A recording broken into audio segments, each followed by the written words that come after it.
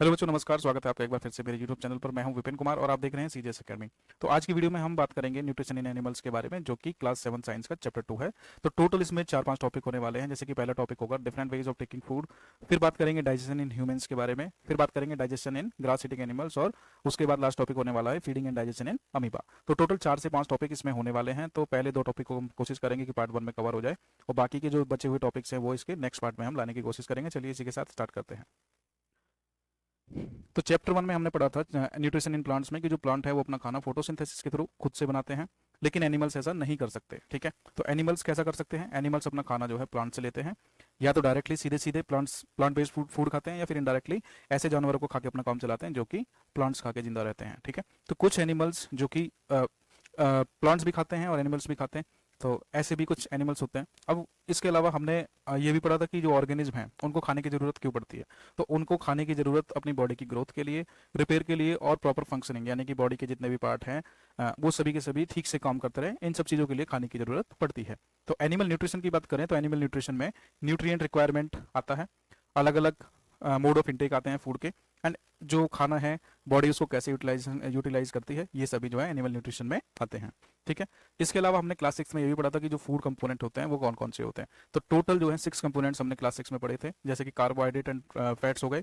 तो ये क्या हो गए? ये एनर्जी गिविंग फूड हो गए। ठीक है, उसके बाद विटामिन एंड मिनरल्स, ये दोनों के दोनों प्रोटेक्टिव फूड की कैटेगरी में आते हैं। प्रोटीन्स की बात करें तो बॉडी बिल्डिंग फूड की कैटेगरी में आता है, और रफेज की बात करें तो ये डाइजेशन को ईजी बनाने में हेल्प करते हैं। अब बात आती है डाइजेशन की। ठीक है, तो डाइजेशन को समझने के लिए हमें यहाँ से पढ़ना पड़ेगा the component of food such as carbohydrates are complex substances, यानी कि कार्बोहाइड्रेट जो है वो कॉम्प्लेक्स सब्सटेंसेस होते हैं, और ये कॉम्प्लेक्स सब्सटेंसेस ऐसे होते हैं कि बॉडी इनको सीधे सीधे यूज नहीं कर सकती। ठीक है, तो इसका क्या मतलब हुआ? इसका मतलब ये हुआ कि इनको जो है छोटे छोटे सिंपलर सब्सटेंसेस में ब्रेक डाउन किया जाता है बॉडी के द्वारा, एंड इस ब्रेक डाउन को ही डाइजेशन बोला जाता है। ठीक है, तो the break down of complex substances into the simpler substances is called digestion. ठीक है, और ये कॉम्प्लेक्स सब्सटेंसेस और सिंपलर सब्सटेंसेस कहां से आते हैं? ये आते हैं फूड से। अब बात करते हैं different ways of taking food, जो कि चैप्टर का पहला टॉपिक है। तो different ways of taking food मतलब जब हम बात करते हैं तो जो खाना है वो बॉडी में अलग अलग तरीके से अलग अलग जानवरों की बॉडी में जाता है, ऑर्गेनिज्म में जाता है। जैसे मधुमक्खियां हो गई, हमिंग बर्ड हो गई, वो क्या करते हैं? वो फूलों से, प्लांट से जो है नेक्टार को सक करते हैं। छोटे बच्चे जो हैं, चाहे वो ह्यूमंस के हों चाहे बाकी एनिमल्स के हों, वो अपनी माँ के दूध पे जिंदा रहते हैं। उसके अलावा जैसे बड़े सांप हो गए, जैसे पाइथन हो गया, तो ये क्या करते हैं? ये सीधे सीधे जो है अपने दुश्मन को, यानी कि अपने जो शिकार है उसको ये सीधे सीधे निगल लेते हैं। ठीक है, कुछ एक्वेटिक एनिमल होते हैं, पानी वाले जो जीव होते हैं, मछलियाँ वगैरह, तो ये क्या करते हैं? ये बेसिकली जो पानी के ऊपर तैर रही फूड के पार्टिकल्स होते हैं उनको इकट्ठा करते हैं, और इकट्ठा करने के बाद फिर उनको ये खाते हैं। अब बात करते हैं एक्टिविटी 2.1 की, जो कि चैप्टर की पहली एक्टिविटी है। तो इसमें क्वेश्चन उठता है कि what is the type of food, what is the type of food and mode of feeding of the following animals. Following animals मतलब ये जो टेबल में दिखे हुए हैं इनकी बात करते हैं।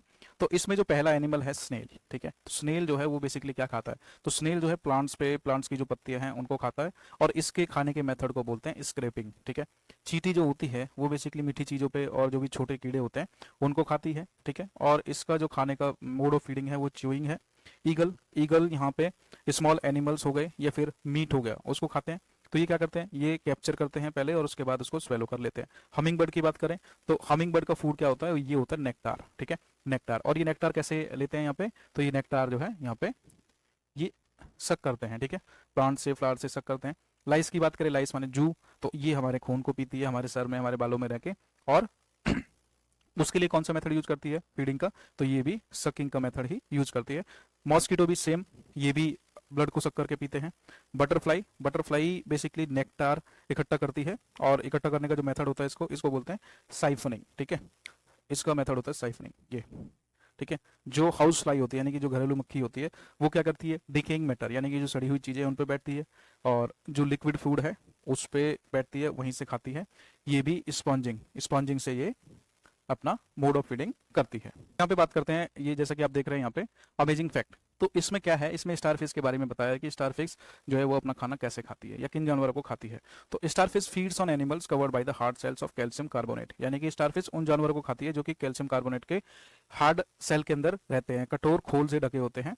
तो इस सेल को खोलने के बाद after opening the shell, starfish क्या करती है? अपना जो पेट है उसको बाहर निकालती है। ठीक है, थ्रू इट्स माउथ, अपने मुंह से पेट को बाहर निकाल लेती है, और जो हार्ड सेल के अंदर का जो सॉफ्ट एनिमल है ना, तो उसको खाने के लिए ये उसके अंदर अपने पेट को घुसा देती है। ठीक, उसके बाद ये खाना खाने के बाद जो है वहां से ये अपने पेट को वापस अपनी बॉडी में खींच लेती है और फिर खाने को धीरे धीरे पचाती है। ठीक है, तो ये इस तरीके से होता है, यानी कि काफी अजीब है इनका खाना खाने का जो तरीका है स्टारफिश का। अब बात करते हैं नेक्स्ट टॉपिक। नेक्स्ट टॉपिक है यहाँ पे डाइजेशन इन ह्यूमंस। तो digestion in humans is the next topic. चलिए बात करते हैं इस पे। तो हम ह्यूमन जो है, हम इंसान जो है वो खाना कैसे खाते हैं। ठीक है, तो सभी को पता है कि हम जो है खाना अपने मुंह से खाते हैं। ठीक है, पहले उसको खाने को मुंह से खाते हैं, उसके बाद उसको डाइजेस्ट करते हैं और डाइजेशन के बाद जो है उसकी जो एनर्जी है उसको हम यूटिलाइज करते हैं और बाकी का जो अनयूज्ड पार्ट है, यानी कि जो हमारी बॉडी में डाइजेस्ट नहीं हो पाता, पच नहीं पाता है, उसको हम बाहर निकाल देते हैं। Have you ever wondered what happens to the food inside the body? क्या आपने कभी सोचा है कि जो हमारा जो हम खाना खाते हैं वो बॉडी के अंदर जाके उसका होता क्या है। ठीक है, तो ये जो खाना है ये कंटिन्यूसली जो है नीचे की तरफ जाता है। एक यहाँ पे नली टाइप की होती है, कैनाल उसको बोलते हैं। ठीक है, तो ये कहाँ से स्टार्ट होता है? ये बकल कैविटी से स्टार्ट होता है और ये एनएस पे खत्म होता है। ठीक, और ये जो कैनाल होती है, ये जो कैनाल फूड कैनाल होती है, इसको हम अलग अलग कंपार्टमेंट्स में डिवाइड कर सकते हैं। जैसे कि ये बकल कैविटी से स्टार्ट होता है, फिर इसमें फूड पाइप आता है जिसको ऑइजोफेगस बोलते हैं, फिर स्टमक आता है, उसके बाद स्मॉल इंटेस्टाइन और लास्ट में लार्ज इंटेस्टाइन जो कि खत्म होती है रेक्टम पे, और लास्ट में जो है एनएस आता है। ठीक है, तो इसको डायग्राम की हेल्प से और अच्छे से समझा जा सकता है। तो चलिए चलते हैं। तो यहाँ पे आप देख सकते हैं ये जो माउथ की जो ओपनिंग होती है इसी को बोलते हैं बकल कैविटी। ठीक है, इसी को बकल कैविटी बोलते हैं। फिर इसी में ये सेलाइवरी ग्लैंड होती है, यानी कि यहाँ से जब हम खाना खाते हैं तो यहाँ से कुछ डाइजेस्टिव जूसेस जो हैं वो सीक्रेट होते हैं, निकलते हैं, उसके साथ खाना जो है मिलता है और वो खाना फिर उसके साथ मिक्स होकर नीचे की तरफ चलना स्टार्ट करता है। ठीक है, तो इसको ऑइसोफेगस बोलते हैं, यानी कि फूड पाइप इसको बोल सकते हैं, फूड पाइप। ठीक है, तो ये फूड पाइप जो है कहाँ पे आके खत्म होता है? ये स्टमक पे आके खत्म होता है। ये स्टमक हो गया हमारा, ये पूरा का पूरा यहाँ पे स्टमक हो गया। ठीक है, स्टमक के बाद ये यहाँ से जाता है और ये जो स्मॉल इंटेस्टाइन है, ये स्मॉल इंटेस्टाइन यहाँ पे इकट्ठी होती है ऐसे, ये, और ये स्मॉल इंटेस्टाइन जो है ये बड़ी इंटेस्टाइन यानी कि लार्ज इंटेस्टाइन से कनेक्टेड होती है और यहाँ से फूड जो है ट्रेवल करते करते जो वेस्ट होता है, जो पच नहीं पाता है, वो सीधा सीधा एनस के पास पहुंचता है और यहाँ से ऐसे निकल जाता है। ठीक है, तो इसमें टोटल कितने पार्ट हो गए? तो बकल कैविटी, सलाइवरी ग्लैंड हो गई, ऑइजोफेगस हो गया, फिर यहाँ पे स्टमक हो गया, pancreas, small intestine, large intestine, rectum and anus. Rectum मतलब जहाँ पे ये लार्ज इंटेस्टाइन खत्म होती है वो वाला पार्ट। ठीक है, वहां से फिर ये नीचे का जो हिस्सा है इसको एनस बोलते हैं। अब यहाँ पे आप देख सकते हैं यहाँ पे लीवर और गॉल ब्लैडर और ये जो पैनक्रियाज हैं तो ये भी हैं। तो इनका क्या काम होता है? तो ये बेसिकली तीनों के तीनों जो हैं अलग अलग एंजाइम्स जो हैं उसको फूड के साथ यानी कि सीक्रेट करते हैं, उसको छोड़ते हैं और वो एंजाइम्स या फिर डाइजेस्टिव जूसेस जो हैं खाने को पचाने में हमारी हेल्प करते हैं। जैसे कि कुछ डाइजेस्टिव जूसेस जो हैं वो फैट को पचाने में हेल्प करते हैं, तो कुछ प्रोटीन्स और विटामिन को पचाने में हेल्प करते हैं। तो ओवरऑल ये है हमारा ह्यूमन डाइजेस्टिव सिस्टम। ठीक है, तो यहाँ पे अगर हम देखें तो यहाँ से ये जो स्टार्ट हो रहा है, जहाँ से फूड की एंट्री हो रही है और ये लास्ट तक एग्जिट तक जो है पूरी की पूरी यूनिट को हम बोलते हैं एलिमेंट्री कैनाल। एलिमेंट्री कैनाल, ठीक है, तो ये एलिमेंट्री कैनाल होती है, इसको डाइजेस्टिव ट्रैक्ट भी बोलते हैं। जो फूड कंपोनेंट्स होते हैं वो धीरे धीरे जो है डाइजेस्ट होते चले जाते हैं और फूड जो है ट्रेवल करता है through the various compartments of the alimentary canal. ठीक है, यहाँ पे जो इनर वॉल होती है स्टमक की, inner wall of the stomach and the small intestine and the various glands associated with the canal such as salivary glands, liver and pancreas secrete digestive juices. The digestive juices convert complex substances of food into the simpler one, है ना। तो इनमें जैसा कि मैंने पहले ही बताया कि जो लिवर हो गया हमारा, पेनक्रियाज हो गया, गॉल ब्लैडर हो गया, इनमें से जो डाइजेस्टिव जूस निकलते हैं वो हमारे फूड को जो है डाइजेस्ट कराने में हेल्प करते हैं, कॉम्प्लेक्स सब्सटेंसेस को सिंपलर सब्सटेंसेस में ब्रेक डाउन करने में हेल्प करते हैं। ठीक है, digestive tract, the digestive tract and the associated glands together constitute the digestive system. यानी कि ये जो आपको यहाँ पे दिख रहा है इसमें जितने भी ये लेबल किए हुए पार्ट्स हैं ये सारे के सारे डाइजेस्टिव सिस्टम के कंपोनेंट हो गए यहाँ पे। ठीक है, तो चलिए बात करते हैं कि हमारी बॉडी के जो डिफरेंट डिफरेंट पार्ट्स होते हैं डाइजेस्टिव सिस्टम के, उनमें खाने का क्या होता है। ठीक है, तो इसमें पहला है mouth and the buccal cavity, यानी कि खाना हम खाते हैं, हमारे मुंह में जाता है वो, और उसके बाद जैसे ही हम खाना मुंह में रखते हैं उसके बाद इस प्रोसेस को या इस स्टेप को हम बोलते हैं इंजेशन। ठीक है, यानी कि खाना हमने हाथ से खाया तो ये प्रोसेस कहलाया इंजेशन। उसके बाद हम क्या करते हैं, खाने को चबाते हैं। ठीक है, चबाते हैं अपने दांतों से और इसको छोटे छोटे पार्टिकल्स में ब्रेक करते हैं, है ना, दांतों से काट के इसको ब्रेक करते हैं।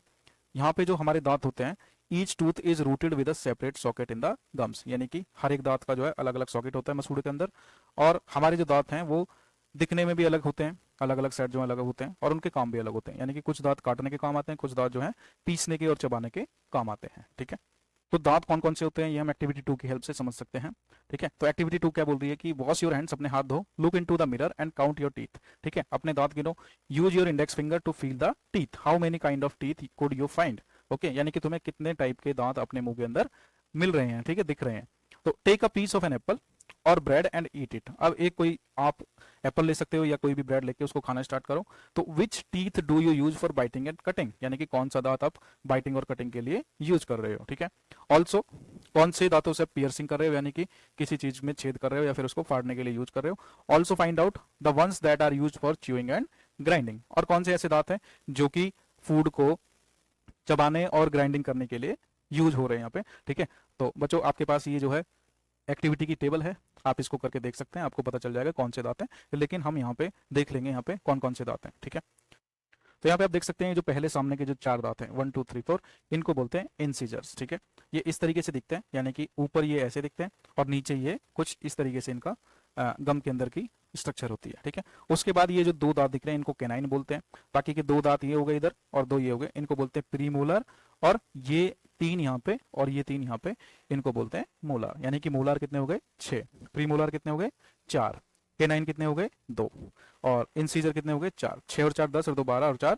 16, यानी कि एक साइड के 16 दांत होते हैं हमारे, तो दोनों साइड के कितने हुए 32। चलिए नेक्स्ट एक्टिविटी। तो एक्टिविटी 2.3 में क्या बोला गया है कि आपको जो है 2 टेस्ट ट्यूब लेनी है, एक का नाम रखना है ए और दूसरी का नाम रखना है बी। ठीक है, आपको क्या करना है, दोनों में राइस डालने हैं, लेकिन डिफरेंस क्या होगा, जो पहली वाली है उसमें आपको राइस डालने हैं एज इट इज, और दूसरी में आपको राइस लेने हैं, पहले उसको 3 से 5 मिनट तक चबाना है और उसके बाद डालना है। ठीक है, फिर 2 ड्रॉपर लेने हैं, एक इसके लिए एक इसके लिए, दोनों में जो है आयोडीन सॉल्यूशन आपको लेना है। ठीक है, तो जब आयोडीन सॉल्यूशन आप यहाँ पे डालेंगे, ठीक है, इसमें ड्रॉप्स डालेंगे, तो इसका कलर चेंज हो जाएगा और इसका कलर चेंज नहीं होगा। तो क्वेश्चन यही है कि ऐसा क्यों हुआ। ठीक है, तो बच्चों इसका आंसर है कि आपने क्लास 6 में पढ़ा होगा कि स्टार्च के लिए कौन सा टेस्ट होता है, आयोडीन टिंक्चर का टेस्ट, यानी कि आयोडीन सॉल्यूशन का टेस्ट। अगर किसी फूड में स्टार्च अवेलेबल है तो आयोडीन डालने पे उसका कलर चेंज हो जाता है, डार्क ब्लू या वॉयलेट कलर का वो हो जाता है, लेकिन अगर उसमें स्टार्च नहीं है तो उसका कलर एज इट इज रहता है। तो यहाँ पे भी वही हुआ है। तो होता क्या है कि जब हमने चावल को ऐसे ही रखा तो उसमें स्टार्च था, लेकिन कुछ टाइम तक चबाने के बाद क्या हुआ कि वो स्टार्च जो है हमारे सलाइवा के साथ मिक्स होके मुंह में, और वो स्टार्च जो है वो ग्लूकोज में कन्वर्ट हो गया, यानी कि शुगर में कन्वर्ट हो गया। ठीक है, तो ये शुगर में जो कन्वर्ट हुआ है उसी की वजह से इसका कलर चेंज नहीं हुआ है। आई होप ये जो एक्टिविटी है आपको अच्छे से समझ में आ गई होगी, एक बार इसकी रीडिंग आप जरूर कर लें। अब बात करते हैं टंग के बारे में, है ना। तो टंग क्या है, एक मस्कुलर ऑर्गन है, फ्लैसी ऑर्गन है, यानी कि मांस के टुकड़े की तरह लगता है, और ये हमारे जो बकल कैविटी है उसके बैक में फ्लोर से कनेक्टेड रहता है ना। तो ये फेस में पीछे की तरफ जुड़ा हुआ होता है और ये आगे से फ्री होता है। ठीक है, और इसको हम पूरे मुंह में सभी डायरेक्शंस में घुमा सकते हैं। तो इसका काम क्या हुआ, बेसिकली इसका काम ये होता है कि जब हम खाना चबाते हैं तो उसको मिक्स करने के लिए, उसको पलटने के लिए, सलाइवा के साथ मिक्स करने के लिए टंग से बहुत हेल्प मिलती है। ठीक है, और हम जो खाना स्वेलो करते हैं यानी कि सटकते हैं तो उसमें भी हमें इसकी जरूरत लगती है। ठीक, इसके अलावा दूसरा काम क्या है इसका, खाने का जो टेस्ट है, मेन काम वही है इसका कि खाने के टेस्ट को ये पहचानती है। तो ये बहुत ही इंपॉर्टेंट ऑर्गन हुआ हमारे डाइजेस्टिव सिस्टम का। ठीक है, इसमें जो है टेस्ट बर्ड्स होते हैं और उसी से हमें पता चलता है कि अलग अलग खाने का जो टेस्ट है वो कैसा है। तो we can find out the position of taste buds by the following activity. आप यहाँ पे देख सकते हैं, ये डायग्राम आपको दिया हुआ है, ये टंग का फ्रंट है, तो इसमें अलग अलग पोर्शंस हैं, ये हो गए फ्रंट का हो गया, साइड में हो गया और ये हो गए। ठीक है, तो इन सभी का अलग अलग काम है। तो ये भी टेस्ट बर्ड है, ये भी टेस्ट बर्ड है, ये भी टेस्ट बर्ड है, ये भी और ये भी, लेकिन इन सभी का अलग अलग काम है। ये अलग अलग तरीके के टेस्ट को पहचानने के लिए हमें हेल्प करती हैं। तो ये आप एक एक्टिविटी परफॉर्म करके जान सकते हैं कि इसमें कौन कौन से टेस्ट बर्ड्स कहाँ कहाँ पे हैं। ठीक है, तो आपको इसके लिए कुछ नहीं करना है, 4 सॉल्यूशन लेने हैं। एक शुगर सॉल्यूशन लेना है जो कि मीठा होता है टेस्ट में, एक कॉमन सॉल्ट सॉल्यूशन लेना है जो कि नमकीन होगा, लेमन जूस जो कि खट्टा होता है, और juice of crust Neem leaf और द बिटर गोर्ड, या तो नीम की पत्तियों को पीस के पानी में डाल लें या फिर करेला ले लें। ठीक है, तो इन चारों को आप ले लें। सेकेंड स्टेप में आपको क्या करना है, आप एक अपने दोस्त जो है अपनी क्लासमेट है उसके चेहरे पे, उसकी आंखों पे पट्टी बांध दें और उससे जो है अपनी जीभ बाहर निकालने के लिए बोले और सीधा उस पे उसको सीधा रखने के लिए बोले। ठीक है, यानी कि जीभ को एकदम सीधा रखने के लिए बोले। उसके बाद आपको क्या करना है, थर्ड स्टेप में एक टूथपिक लेनी है। टूथपिक को जो है ऊपर के जो 4 सैंपल है उसमें रख के और फिर 1 बाय 1 जो है उसकी जीभ से टच कराना है। ठीक है, उसकी जीभ से टच कराना है। यहाँ पे आपको एक चीज का ध्यान रखना है कि अलग अलग सैंपल के लिए अलग अलग टूथपिक का यूज करें और अपने दोस्त से पूछें कि उसके जीभ के कौन कौन से एरिया में उसे कौन कौन सा टेस्ट पता चला है। ठीक है, तो इस प्रकार से आप पता कर सकते हैं कि हमारी जो टंग है उसमें जो टेस्ट बर्ड्स होते हैं उनकी लोकेशन मीठे टेस्ट के लिए, स्वीट टेस्ट के लिए कहाँ पे होती है, सॉल्टी के लिए कहाँ पे होती है, बिटर के लिए और सौर जूस के लिए कहाँ पे उसकी लोकेशन होती है। ठीक है, और उसके बाद आप यहाँ पे जो है अपने ऑब्जर्वेशन में लिख सकते हैं कि ये कौन कौन से टेस्ट बर्ड्स यहाँ पे हैं। ठीक है, अलग अलग क्लासमेट्स के साथ आप इसको रिपीट भी कर सकते हैं। नेक्स्ट इसमें है फूड पाइप, जिसको ओइजोफेगस भी बोलते हैं, लेकिन हम इसको नेक्स्ट पार्ट में कवर करेंगे। फूड पाइप को नेक्स्ट पार्ट में कवर करेंगे। इसके अलावा स्टमक हम नेक्स्ट पार्ट में कवर करने वाले हैं, small intestine, large intestine and बाकी के जो भी पार्ट हैं और उससे रिलेटेड जो भी स्टेप्स हैं वो सारी की सारी हम नेक्स्ट वीडियो में कवर करेंगे। आई होप वीडियो आपको पसंद आई होगी। अगर अच्छी लगी हो तो अपने दोस्तों के साथ शेयर कर सकते हैं, चैनल को सब्सक्राइब भी कर सकते हैं। इसी के साथ मिलते हैं नेक्स्ट पार्ट में। जय हिंद, जय भारत, धन्यवाद।